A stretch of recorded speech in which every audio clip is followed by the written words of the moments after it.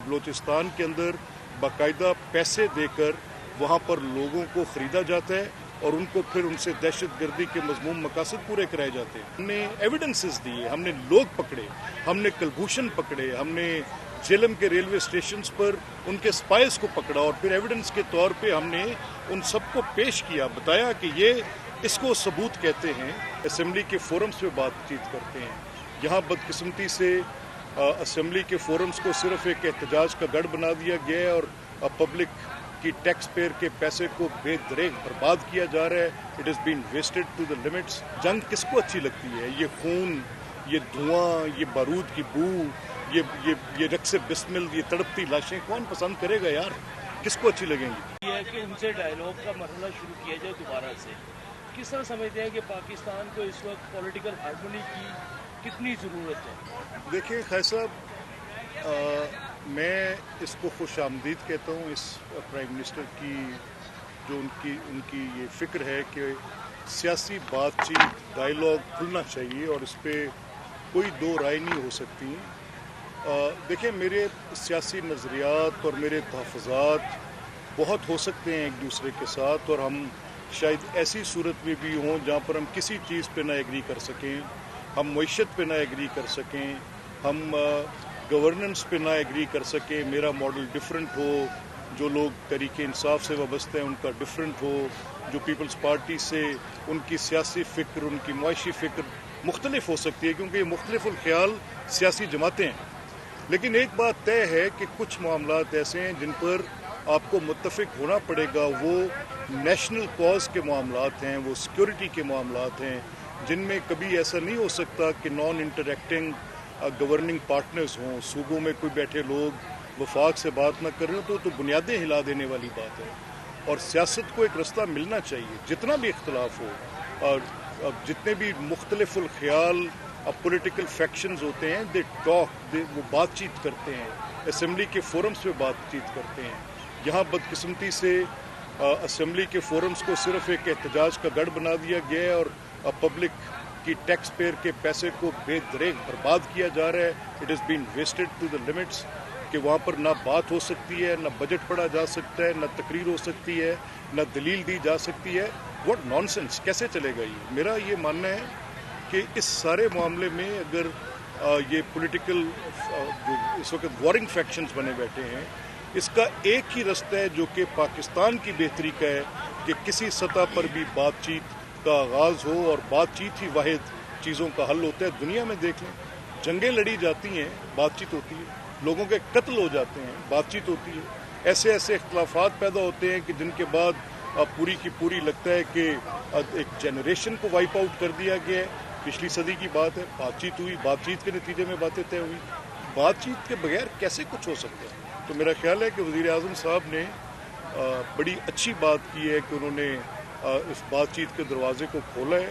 इसको मैं तो बहुत अप्रिशिएट करता हूँ। स्पीकर साहब, ये कि जिस तरह बलूचिस्तान में दहशतगर्दी होती रही, कभी BLA और कभी दूसरी तंजीमों के नाम तब्दील करके दहशतगर्दी की जा रही है, पाक फौज के जवानों को शहीद किया जा रहा है, जो मुसाफिर हैं उन पे ट्रेनों पर अटैक हो रहे हैं, तो क्या समझते हैं भारत को क्या पैगाम देंगे आप? दहशतगर्दी को कैसे हुकूमत रोक सकते हैं? देखिए ये तो अब एक कोई ढकी छुपी बात नहीं है, इट इज़ नोन और इसके एविडेंसेस हमने दुनिया के आगे रखे हैं।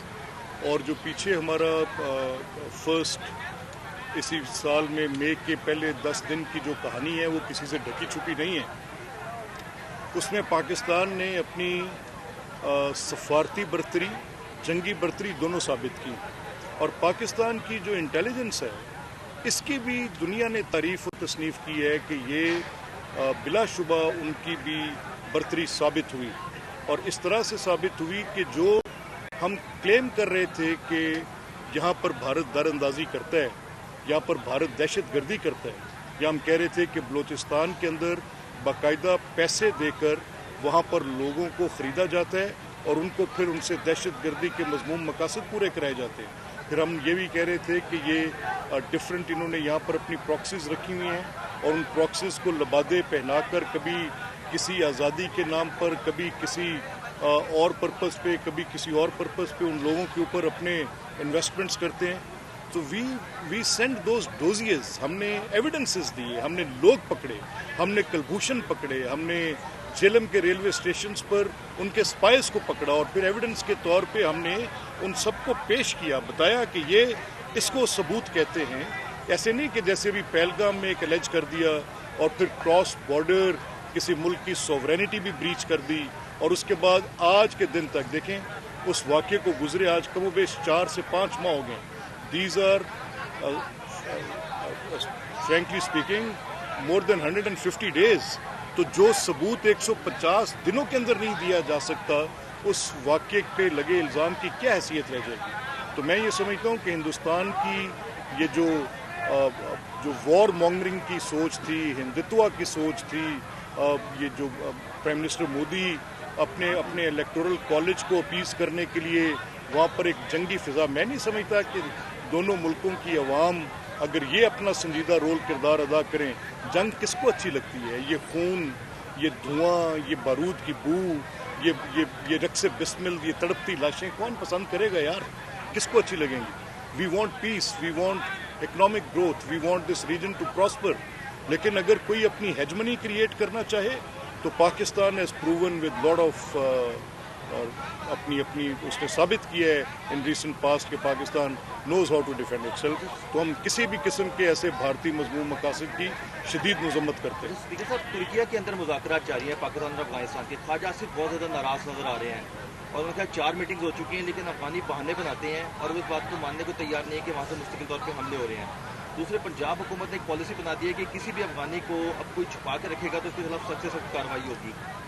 देखिए, मैं क्योंकि इसमें कुछ ऐसी बातें हैं जिनका हमारी स्टेट की फॉरेन पॉलिसी के साथ तल्लुक है, तो I will be very careful in saying what I am saying. Yes, हमने अफगानिस्तान से आए रिफ्यूजीज़ को हाउस किया for long time. Yes, Afghanistan has been a troubled place for पहले रशियन इन्वेजन पे और फिर रशियंस को पुश बैक करने में एक कोल्ड वॉर के असरात भी उस मुल्क उस खत्ते में थे और लामहला उसका स्पिल ओवर पाकिस्तान के अंदर था। अब ये एक बड़ी कॉम्प्लेक्स पोजीशन है। इस कॉम्प्लेक्स पोजीशन में स्टेट ऑफ पाकिस्तान ने बहुत सफ़र किया है। मैंने इस दहशतगर्दी के हाथों 1 लाख से ज़्यादा अपने अजीम शहरी कुर्बान किए हैं। इस पर मेरी बच्चियाँ बच्चे APS स्कूल के अंदर, मेरे जवान डॉक्टर्स, वकला, मुझे क्वेटा की वो पूरी लीगल फ्रेटर्निटी का वो दिन याद है कि एक अटैक हुआ और फिर हॉस्पिटल में गए तो दूसरा अटैक हुआ। ये लाहौर हाई कोर्ट के गेट के बाहर I escape that attack just by fraction of inches. तो मुझे वो राज करती हुई दहशत मुझे दहलाती है। तो मेरा ये मानना है कि ये जो प्रॉक्सीज की वॉर के ज़रिए इस तरह के मामलात किए जाते हैं, इनके नताइज अच्छे नहीं होते और हिंदुस्तान को भी इसके कोई अच्छे नताइज नहीं मिलेंगे। Pakistan is an able state और पाकिस्तान की मिलिट्री बड़ी प्रोफेशनल है और हम ये बातें सिर्फ we are not just talking the talk, we are walking the talk. We know कि हम इस चीज़ में हम किसी से सबड्यू नहीं होंगे, किसी की हेजमनी तस्लीम नहीं करेंगे, किसी की बनाई गई प्रॉक्सी के नतीजे में हम प्रेशर को स्कम नहीं करेंगे। एंड फ्रेंकली स्पीकिंग मैं बिल्कुल इस बात पे बिल्कुल इतनी कन्विक्शन के साथ हूँ कि वो लोग जो मेरे मासूम शहरियों को मारते हैं, वो लोग जो मेरे मुल्क में आग लगाते हैं, वो लोग जो मेरी इमलाक को जलाते हैं, वो लोग जो यहाँ पर बम फाड़ते हैं, चाहे वो कोई भी हों, चाहे वो किसी मजहबी कम पॉलिटिकल पार्टी के लबास